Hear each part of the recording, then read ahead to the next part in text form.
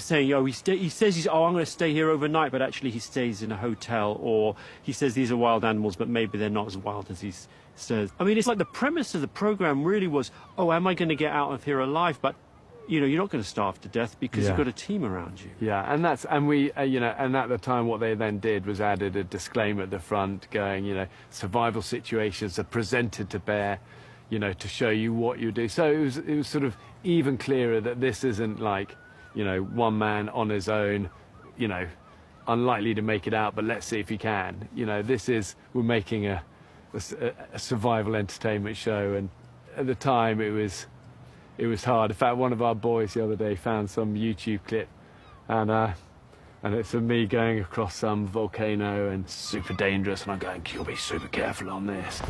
Really careful crossing these, just because you don't know what's solid and what's hollow underneath. And then somebody's obviously gone back and found this exact place in the middle of this volcano field. It's a rift, and then it turns out the rift ends, and there's just you could just walk. Yeah, so our boys go, look at this one. And you can see in the distance some cars going along the road. I've seen that, it's on TikTok. And I think my response to the boys was, they built that road last year.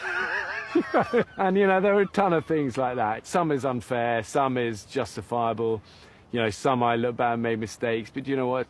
You got to just try and keep doing your job as well as you can, and where you've made mistakes, own it, and just, you know, that's kind of it, I think, isn't it?